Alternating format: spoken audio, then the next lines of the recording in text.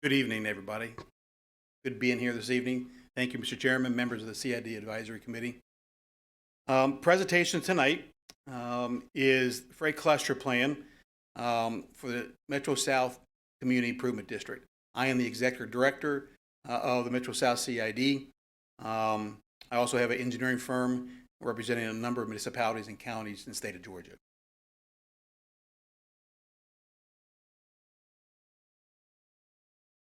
So a little bit about the Freight Cluster Plan. The Metro South CID was formed in 2016. We had a number of initiatives early on with the CID formation, but nothing substantial enough to really activate any kind of significant planning activities or infrastructure improvements.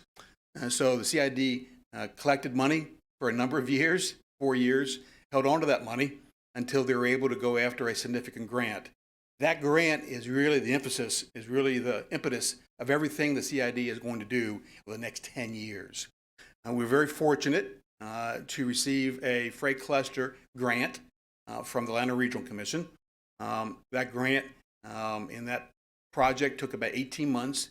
We are at its completion stage now with some final things that need to be done, and I'll talk about that here very shortly. The agenda here tonight is an overview of the study area and project status, some ongoing activities that we are in the process of working on right now. We'll talk a little bit about the inventory and assessment and report that went along with the freight cluster plan. I'm also going to discuss a little bit about the deliverables from that freight cluster plan. Also talk about how the freight cluster plan was developed, the foundations of this freight cluster plan. Also a work program. Work program is where you actually see projects, right? See things on the ground, but you can't see those things on the ground until you do all the other steps. And so you're going to see a list of projects. I won't go through all of them. The idea is just to show you that through a lot of planning and a lot of community input, a lot of business input, you will develop a strategy. You'll develop a program list, just like the CAB with their SPLOST program. Same thing, not any different. But the goal is that with that work program over the next 5, 10, 15, 20 years, you then take that work program and begin to budget for those projects that you can do readily, more easily, and some of those longer term projects you have to deal with the Cobb County government for future funding, whether it's a future SPLOST referendum, whatever it may be, federal funds, state funds, whatever it may be. So we'll talk a little bit about that. Then some other items that I'll talk about is some of the CID highlights. I call it one engineer's experiences. And so that was an additional 6 or 7 slides that maybe you have not seen before. I think that will be very pertinent to tonight's presentation. So the study area. The Metro South CID really has 4 very distinct boundaries. To the west is Fulton County. To the north is the city of Atlanta. To the east is 675. And to the south is Clayton County. That is the border of the Conley area, southwest of Cobb County. We also, obviously, we have excellent proximity to Hartsfield-Jackson Airport. And there's a very heavy logistics concentration. Very few commercial type of activities. There are no Chick-fil-A's down there. There's no restaurants in the Conley area, unfortunately. That's one of the things that we hope will change in the future. And we have a few fast food restaurants, but everything else is logistics, warehousing, freight, trucking oriented. Very heavily concentrated in that area. And one thing that I did not know, this came out from one of our members, Wayne Smith, who is with FEP Containers. He's been in the area as a business owner, logistics guy for about 40 years, a long time. And so in that period of time, Wayne told us that this corridor, Moreland Avenue, was called Trucker's Alley.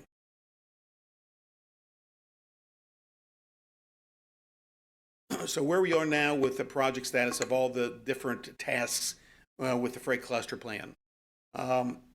One of the tasks is the best practices report, which we'll talk about, complete inventory and assessment, what's out there now, traffic study report, work program, final report, executive summary. And then the last task is most probably other than developing a work program. The last task is most probably the most important. And that is taking the report, the plan, presenting it to the Public Works Committee for DeKalb County, and then having the Board of Commissioners adopt the plan. The adoption of the plan is vital. Every report that you do for Atlanta Regional Commission as a city, or if you got a CID, whatever it may be, if you want funding, you need to have those elected officials, depending on where the CID is located, adopt it, whether it's a city adoption of a project or a county adoption of a plan. So we're taking it, because we're an unincorporated DeKalb, we're taking the plan to the DeKalb County Board of Commissioners. So we've already made one presentation to the Public Works Subcommittee back in the summer. We showed them a draft of the report. They were satisfied with it, a few questions, but nothing significant. And so that is what we're going to be working on the next month or two. So, real quick, I'm assuming you've got slides, right? Yes. For some reason, they're not showing up on our monitors. Rita, I mean, can you why we're not getting his slides? Sorry about that. You want me to hold off for a minute because you need to see this? Yeah.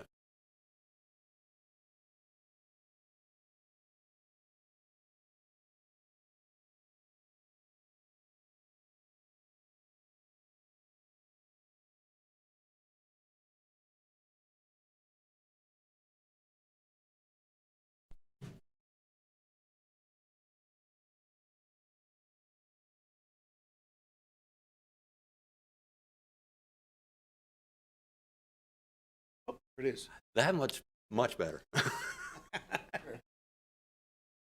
You were looking at me kind of strange, like, what am I talking about? Okay. Reed, I can continue. Okay. Go ahead. All right. Some ongoing activities during the course of the 18 months of plan preparation for the Freight Cluster Plan. A couple of significant things happened. We had a Cedar Grove Bridge. Cedar Grove Bridge is a major bridge off of Moreland Avenue. That bridge went down in March of 2020. State of Georgia came in and closed the bridge down on the DeKalb County roadway. The bridge is still down, and it is a road that connects the eastern half of the CID to the western half of CID. And there's only two other crossings on the CID, and both of them are at grade crossings. So we'll talk about that here shortly. Overlay district. So, and Kathy Gannon, Commissioner Gannon, back about 12 years ago, developed an overlay district that represented the CID area and the residential area to the east of 675, the Cedar Grove neighborhood area off of Boulder Crest, Moore Road, East Conley Road, and Cedar Grove Road. So there's an overlay district. That overlay district, although intentions were good, overlay district did not apply to industrial areas. Can't say it any more plainly. The CID did not have a lot of involvement with it. That was 12 years ago. And so, fortunately, Commissioner Johnson allowed us to reopen that overlay district during the period of this Freight Cluster Plan. And we'll talk about how that process occurred with the homeowner associations. And of course, the most important there is that the DeKalb County Unified Comprehensive Plan and the CTP, which is the Comprehensive Transportation Plan. So we have our work program, and it's now incorporated into the CTP for DeKalb County. Big deal. They took every one of our projects, every one, and incorporated it into the CTP, which is a pretty significant task. So inventory and assessment recap, real quick with that. Major findings, bridge closure. We have a resiliency plan that we will talk about shortly in the future in case there's never a bridge that ever goes out. Because when that bridge went out, that resulted in trucks going through neighborhoods all day long. And it was very bad, very bad. And then the other issue is the next crossing up is called Henrico. Henrico Road also joins the east and west areas of the CID. Norfolk Southern blocked that closure most probably once a week, twice a week for an hour or two or three or four, and trucks would back up on Henrico down Moreland to 285. Very bad. And there's no way to turn around. Once you're there, you're stuck. And so we'll talk a little bit about that. And also, the closure also brought the CID and the homeowner associations a lot closer together. CID always worked very well with the adjoining associations, very well.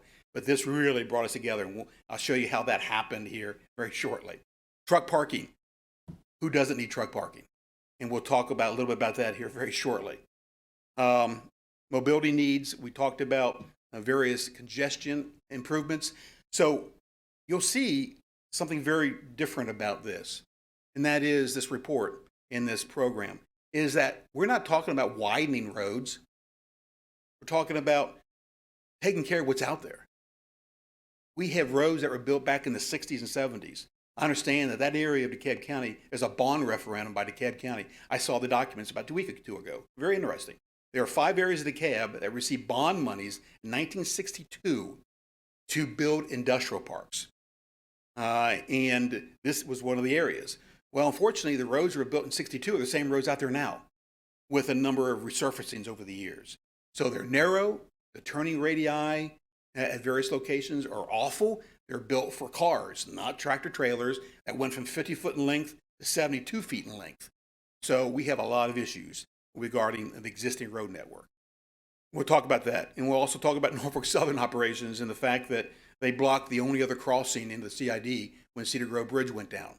And so we'll talk a little about that as well. And of course, Southwest DeKalb, I'm not going to use the word that some of the CID board members have used about Southwest DeKalb in terms of code enforcement, but I will tell you that there are more tires and more illegal landfills and illegal construction debris landfills in Southwest DeKalb than any place else in DeKalb County combined.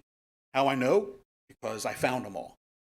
And I'll tell you a little bit about how we corrected those.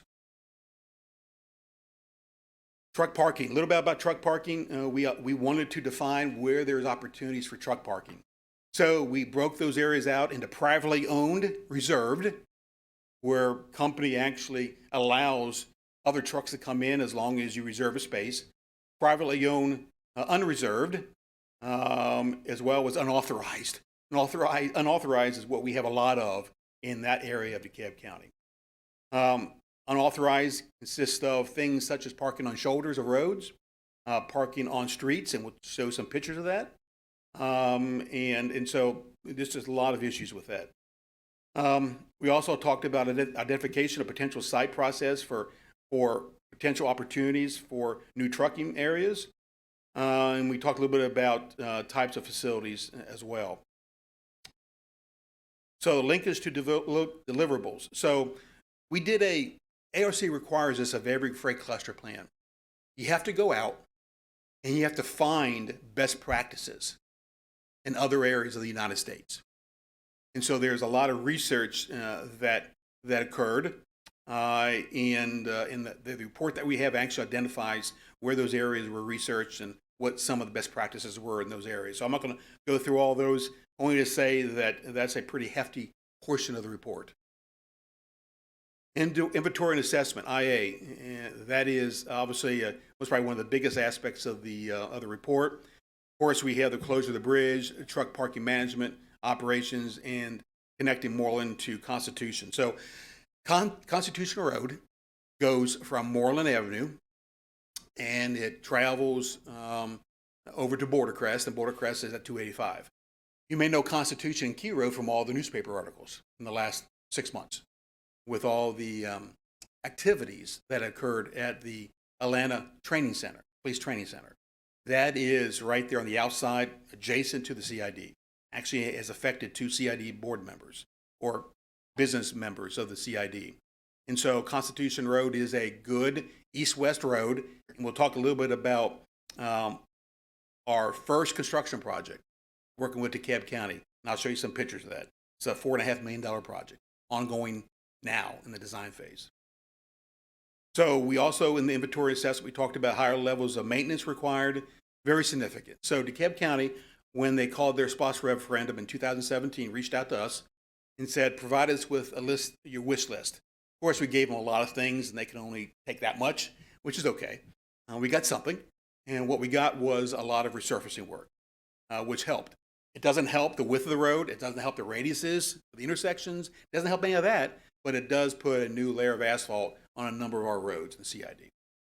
We also, a little bit about neighborhood conflicts in working with our neighborhoods. I don't mean the word neighbor conflicts with us, the CID.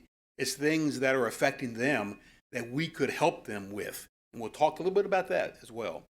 And we'll also talk about some land use policies that came from this report as well. Truck study recommendations, I won't go through all those.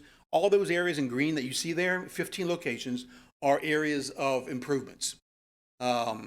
Roundabouts that we are actually in design phase now with, signals, changing radiuses, not minor projects, but not the $20 million widening projects. They're all in the $1 million to $4 or $5 million of projects. We do have 2 underpasses.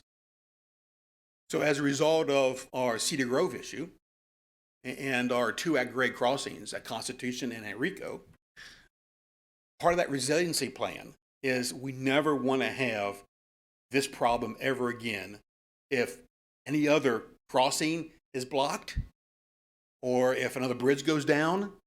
So that resiliency plan is, how do you make sure this doesn't happen again? Because it really badly affected our business owners, and it continues to this day. 4 years now. It's going to be open. Cedar Grove Bridge is going to be open in fall 2024. 4 years after the bridge went down. So it's a major impact. And it's also a major impact to the adjoining neighborhoods. So as part of the Infrastructure Investment Jobs Act, bipartisan act law,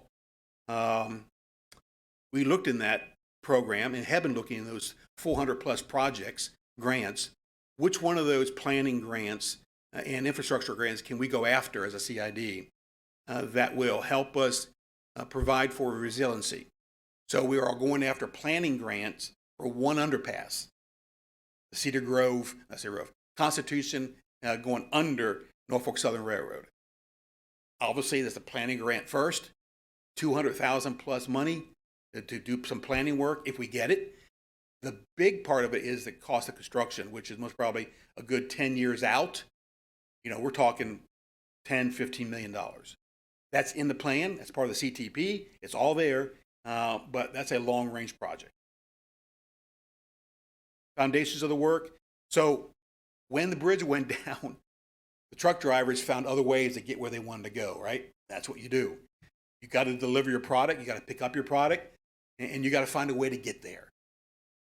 So in doing so, the trucks really began to destroy a lot of the smaller side commercial roads, industrial roads, very badly. And so we gave a plan to DeKalb County, and they came in and fixed about 60% of what the projects we gave them to improve. And so they did some work to do that. So, it's great that they did that, but there were still a lot of other areas that they were not able to improve. Roads that are 20 feet wide. Can you imagine a truck running over the shoulder over and over and over again for a year and a half on the shoulder of a road? What happens? Rutting this deep, rutting this wide, water sits in it every time it rains. Very dangerous situation.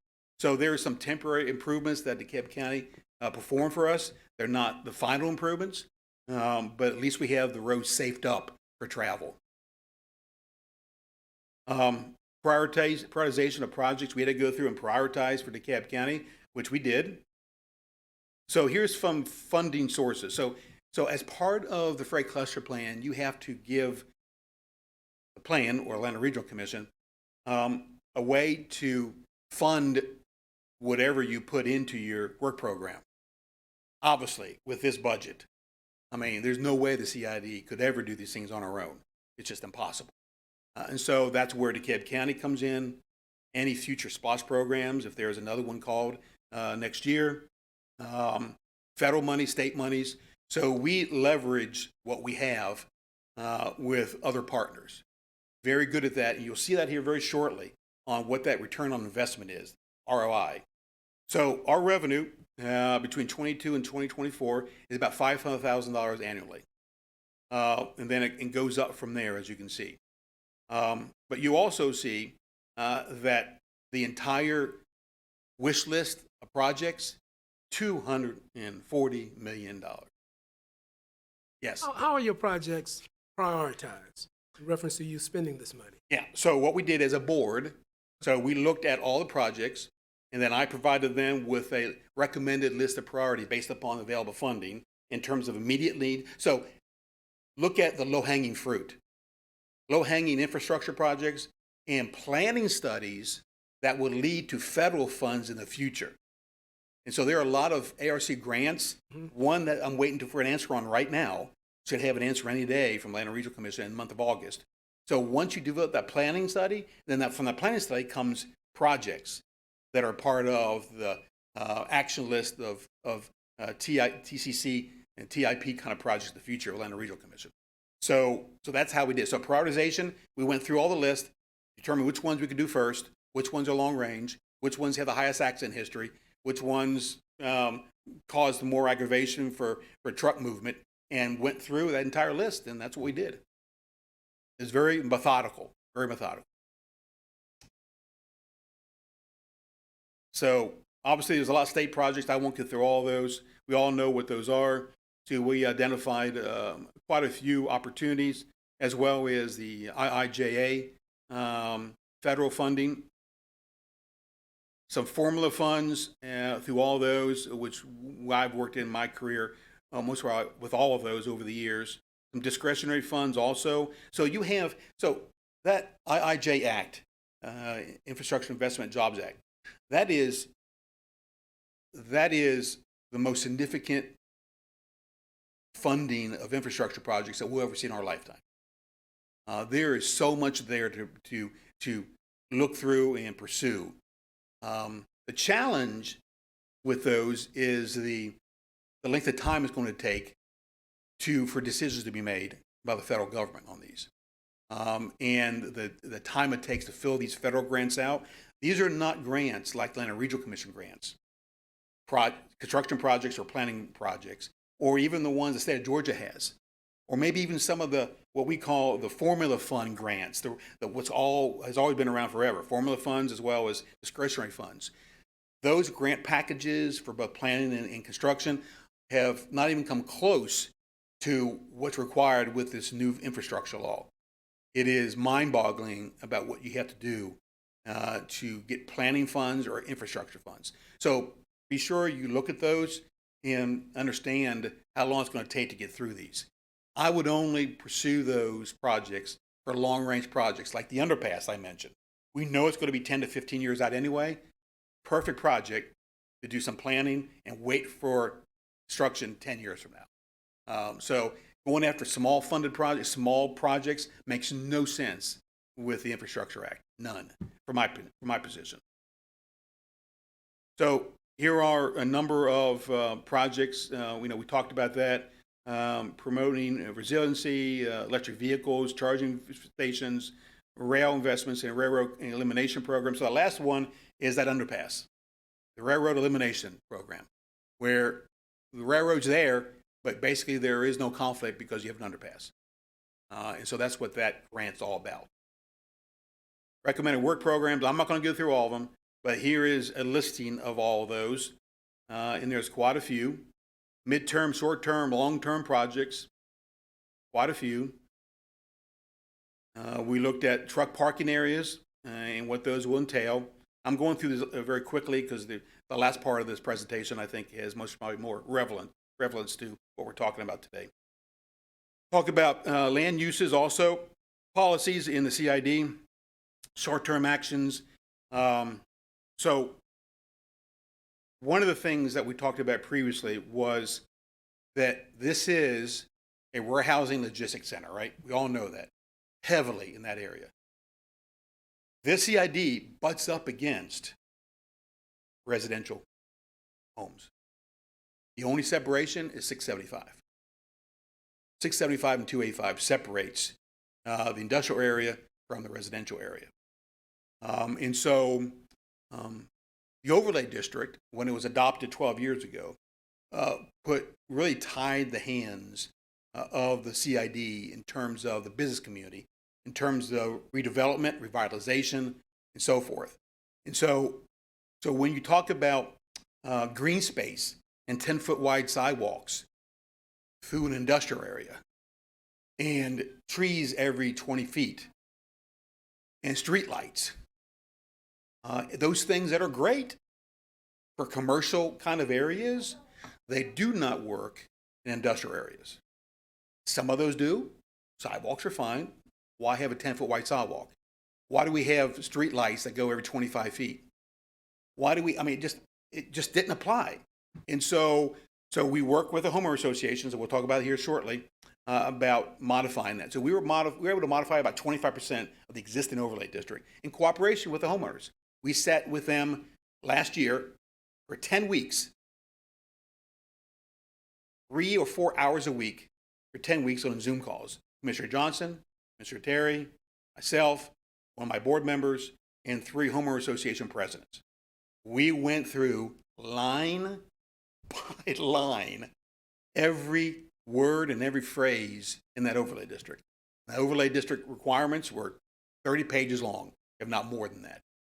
It was very monotonous, but it needed to be done, and a lot of squabbling back and forth about what works and what doesn't work, and buffers and no buffers, and 10-foot tall fences versus 8-foot tall fences, and nail salons in the CID versus no nail salons. So think about it. So there is no, from a homeowner standpoint, there is no viable retail facilities in that area of southwest DeKalb. So when the homeowner associations asked for nail salons, as an example, beauty shops in the CID, of course, then we said, wait a minute, there are tractor trailers run up and down the road. There's no opportunities. There's no strip centers. There's none of that. It doesn't apply to us. It just makes no sense. And so give and take, back and forth, we cut off about 25% of what we felt was not realistic, and the homeowner associations were okay with it. And so that was a very intimate kind of relationship for a while on those calls. And so it needed to be done. And actually, that relationship actually helped us here very shortly, and you'll see what I mean by that. So there's other policy recommendations from the report, both community cohesion, which we talked about, some workforce access, and some system resiliency, which we talked about, and clean air vehicles. So next steps, report's done. We are going to go to the board sometime in the fall for commissioner adoption. And then, of course, integration of all the recommendations into the DeKalb County CTP, and that's been complete. It's already been absorbed into the plan. So here is a few slides only on my perspective of how to efficiently and effectively work with the CID as well as homeowner associations and some other things. And so I'm going to go through that. So those are the CIDs that I work with. Evermore, for many years, I don't work for Evermore, which is Highway 78. I worked with them for 10 years. But, of course, I'm executive director of the Metro South CID, and Lilburn, Tucker, Northlake, and Tucker Summit. I've been their engineer of record since formation. Tucker Northlake is about 6 years old. Lilburn started in 2010, and Tucker Summit started in 2011. Tad Leadhart is the executive director of Lilburn CID. Matthew Lee is the director of Tucker Northlake. Emery Morseberger is the executive director of Tucker Summit. Partnerships are indispensable. I'll most probably say that 20 more times tonight. Working with other CIDs. So we have a unique relationship with Tucker Summit. It touches 2 other CIDs, boundaries. Tucker Summit is along Mountain Industrial Boulevard from Highway 78 up to Norcross. So you got the Tucker Summit CID in DeKalb County. You got the Lilburn CID on Jimmy Carter. And then you have the Gateway 85 CID who runs along Jimmy Carter to Norcross. All 3 touch each other. So we work together, you'll see here shortly, on a number of projects over the years. Very important. When you have 3 CIDs that join forces on projects of mutual interest, people begin to notice that. We're talking about hundreds of business owners. Neighborhood communities, very, very important. We'll talk about that as well.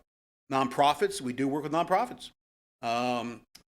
There's one nonprofit in Tucker Summit CID that had reached out to us about assisting them with obtaining some permitting from the city of Tucker, and we were able to help them with that at no cost to them.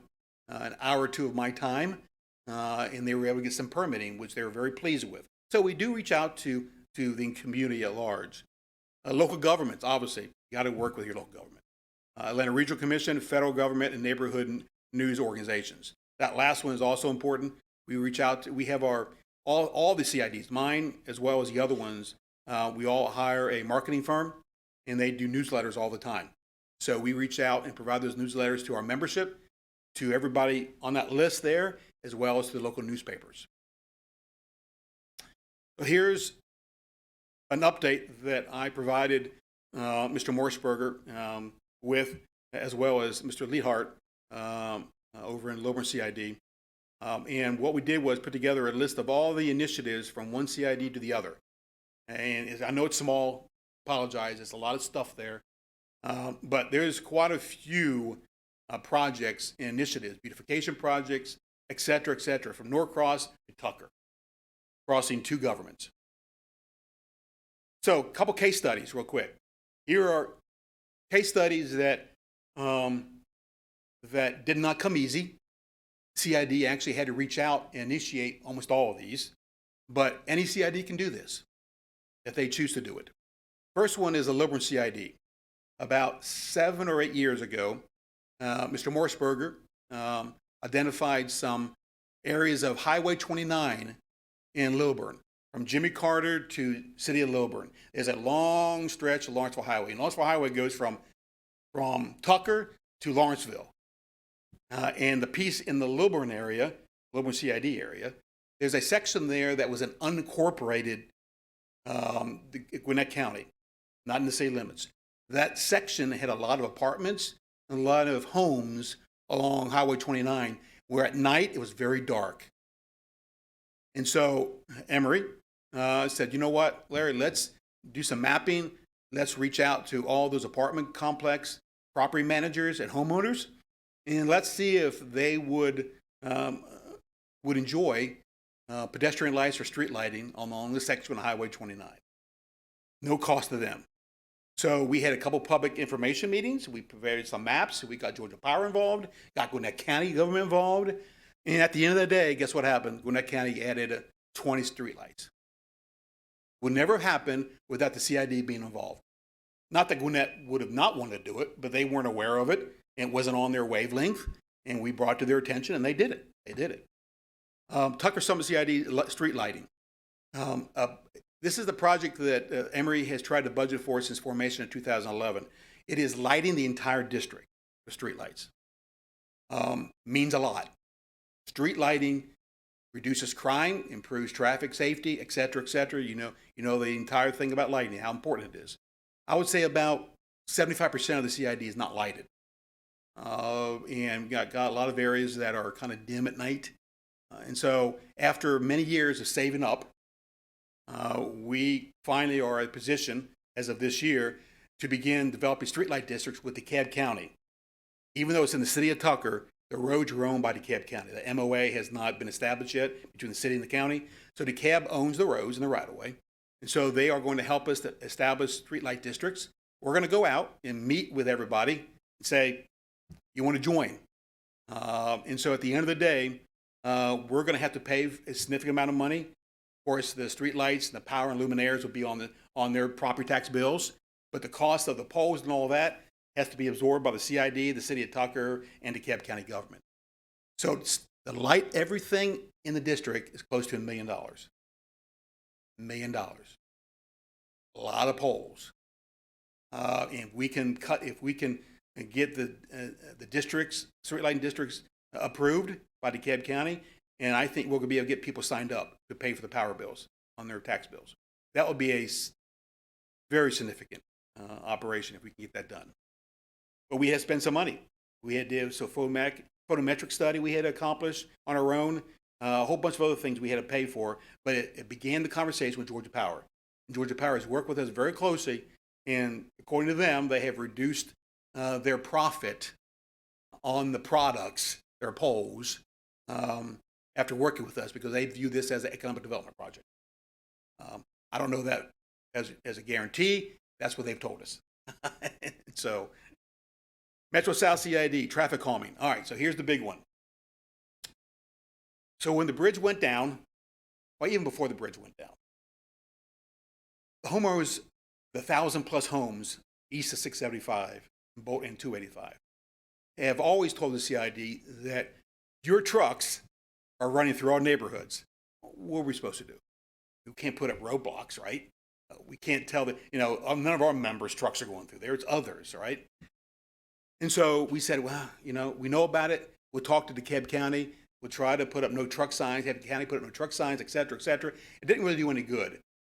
All of a sudden, Cedar Grove Bridge goes down. Guess what happens? Problem intensifies. So one board meeting, I presented to the board an opportunity to resolve that issue for the homeowner association through traffic calming on Cedar Grove Road, East Conley Road, Moore Road, 3 roads. And those traffic calming included what I call ease about. See that picture on the right, on the bottom? I have used these oval islands in the middle of roadways with a number of my clients. City of Clarkston is a good example. There's 12 of them on city streets in City of Clarkston. We put in 8 years ago. Work like a charm. So I put together a plan at the CID's cost of many roundabouts at locations along Cedar Grove and about 30 of those oval islands in the middle of the road that slows up trucks and cars to about 15 miles an hour. And they're landscaped. Nice looking, actually. So I put together a concept. I called the 3 homeowner associations and I said, I want to show you a possible solution to your cut through traffic. They said, what is that, Larry?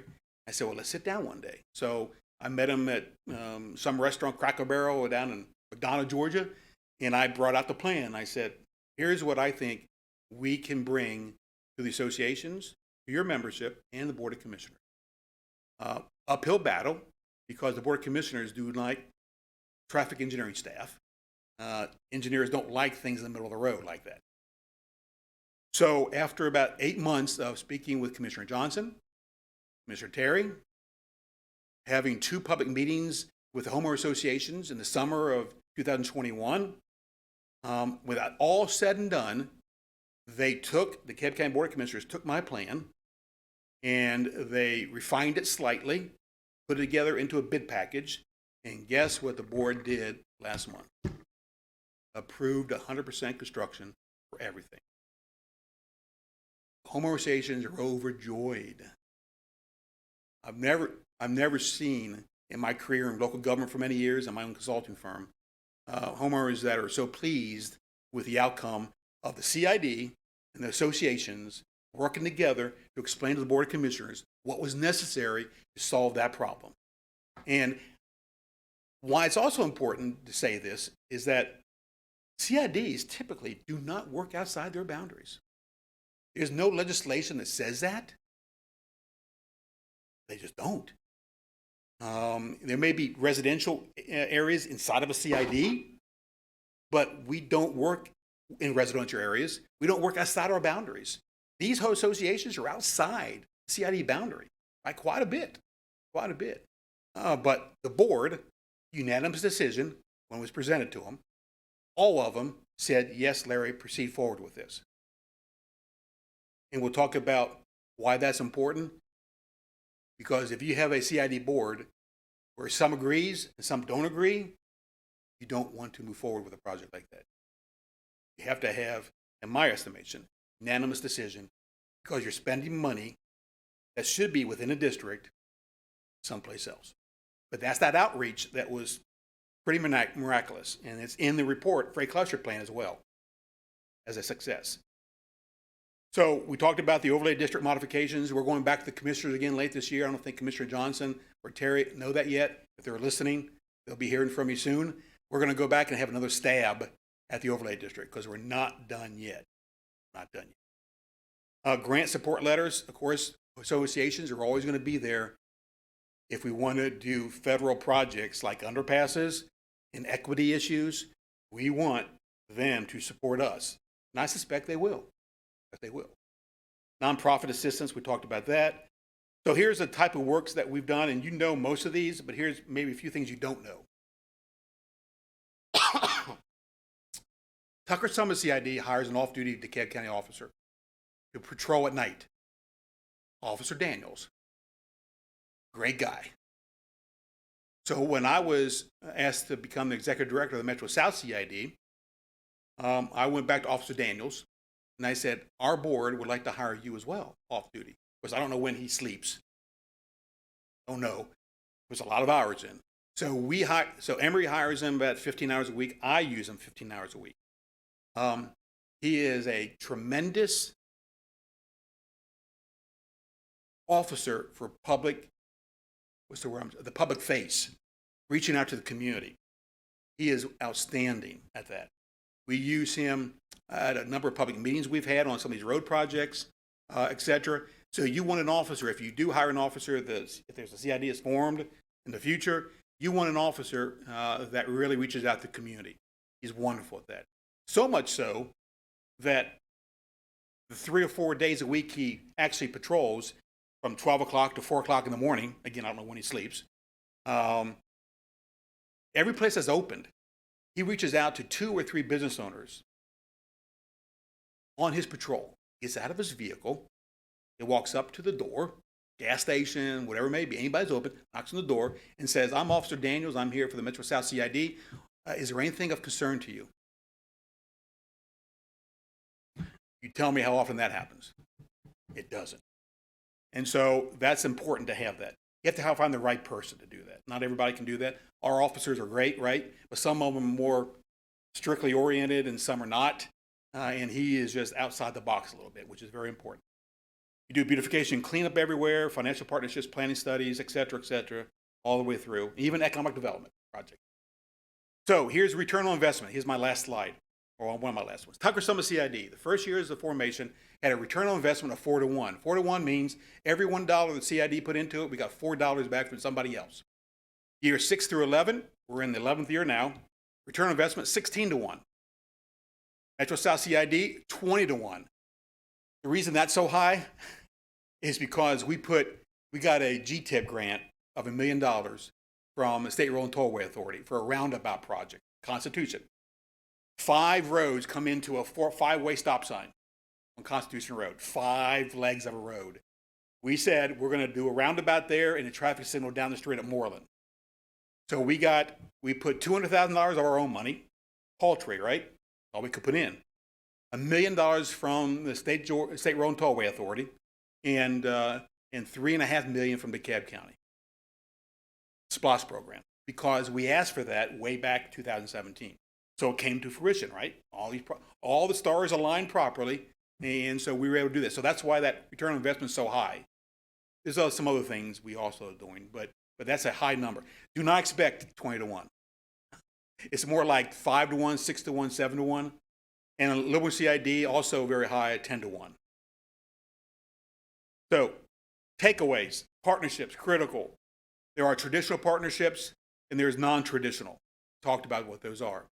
Traditional are all the state DOT, local governments, non-traditional, non-profits, and homeowner associations. Transparency. I don't say this enough. I learned this. I've been in the business for 34 years as an engineer, 16 years in the county government, department head, and 16 years in my own company. I've seen both sides. I've seen all of it. Those items pertain whether in local government or not local government.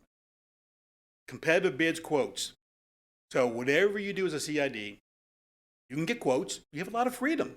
CIDs can go out and hire a contractor for $5 million if they choose to. Nothing stops them from doing that. No legislation stops them from doing that. I would never recommend that, nor have I ever seen that with any CIDs. CIDs act very much like a government. And they put things out to bid, they get quotes, they do whatever. But early on, you develop my procurement policy. So there's no issues, no issues. Notifications of meetings, postings, do all that. Be realistic with goals. So when you're selling the CID to other business owners, a new one, do not state that you can do something you can't. Be realistic in everything you ask for, anything that you think you can do, be very realistic. Because some of those business owners will come back, which I've seen happen, all in a very good way. You know, they signed up to be a CID member and they would say back to me or Emory or Tad or Matthew Lee, they would say, wait a minute. I remember 4 years ago when I signed up, you said you're going to do this. You haven't done it yet. Why is that? Well, we didn't have the money. Well, you should have told us that. I mean, you should have not promised something. So it doesn't happen a lot, but just be aware of that. Stay out of politics. I don't know of a CID board that as a board solicits or publicly supports any candidate. Never. Now, they may do it on their own, fine and dandy, but never as a board. Never, never, never do that. And then, of course, vetting the vendors. I do that all the time. Make sure there's no conflict of interest with any vendors. Engineering, construction, buying pencils, whatever it may be. None of that. So you got to be real careful about that. And that's all I have. Thank you, Larry. Welcome. You guys have any questions for Mr. Kaiser? I'm just, I'm on the SPLOST committee, and I'm always looking for opportunities to work with the community in any way we possibly can in reference to the monies that we've been allocated. So I appreciate what you were sharing with us, how SPLOST can be a part of this and really move forth to improve our CIDs in our city. So I appreciate you sharing that information with me, and I'll be talking with you more of that and how we can do that, and what percentage of monies we can allocate to certain projects to ensure that we're doing what we need to do for the community. So thank you for that. I have a ton of questions. So with some of your larger projects, has there been a consideration their solo or partnership with finding out some of these early? So with the Tucker Summit CID, what we did, we obtained a grant from the Georgia Transportation Investment Bank, CERTA, for the 78 at Mountain Industrial Boulevard interchange. Design now. We got $600,000 for design services. The state of Georgia is paying 100% of the construction cost for a $7 million project. Oh. So in terms of GTIB loans, I have utilized the low interest loan program through GTIB on two occasions, the city of Clarkston, one of my clients for many years. We had a very large streetscapes project, and the city went after low interest loans, paying $100,000 a year for 15 years payback, very low amount of money. CIDs can do that too, and CID actually to initiate, whether it's Tucker Summit or whether it's Metro South, whatever it may be, we have talked about the loan program many times over the years with all the CIDs. Never pulled the trigger on any of them, but yeah, it's very possible. Sometimes it makes sense to get a project out of the ground and pay for it over 15 years at a very low interest rate. Said don't sacrifice or don't go after small projects, sacrifice larger long. So is that to say, like, you may identify a thoroughfare that may be riddled with potholes, but there's a larger lift there other than paving. So instead of paving the potholes, are you saying that you're going to wait for the funding to make the large lift, or is that part of your short-term plan to say, all right, take care of the potholes, back to the large? Depends on how much money you have. So Tucker Summit CID, we began filling potholes, unfortunately, 5 years ago. And the city limits, because it's owned by the DeKalb County, DeKalb would fix potholes, but their turnaround time is months and months and months and months. So the CID board said, we're going to go ahead and fill those potholes ourselves. So a number of those potholes were on projects like the interchange project that we knew would eventually be done. Now, 2 years from now, be under construction. But we went ahead and filled them anyway because we had the resources to do it. Tucker Summit CID generates about $1.8 million a year. And that can go a long way towards things, a lot of things. Unlike Metro South CID, where those shoulder drop-offs I told you about, they're so dangerous on Henrico, CID could not hire a contractor to go out there for $40,000 to fix those drop-offs on the shoulder. We only have a $318,000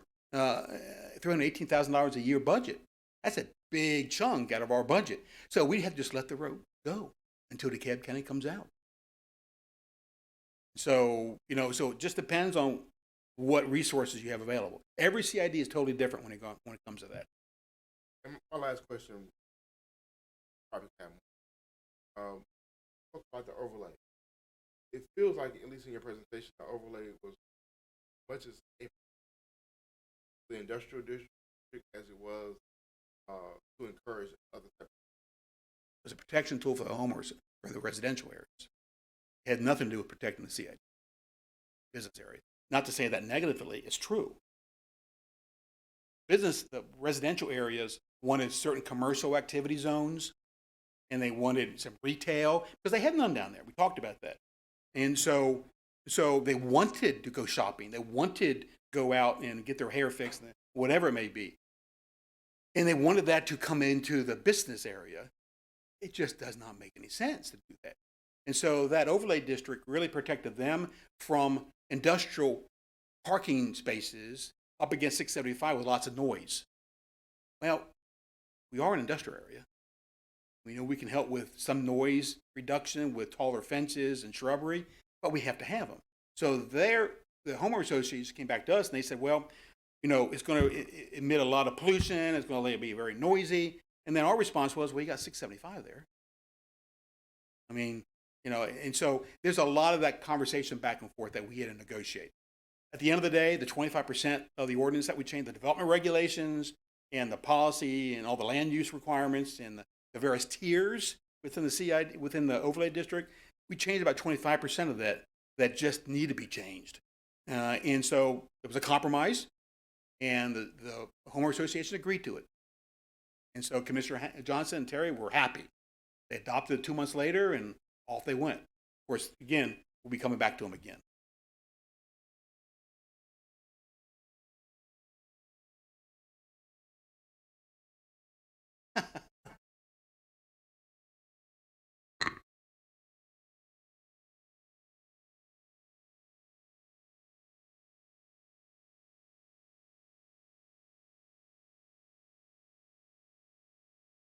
Hmm.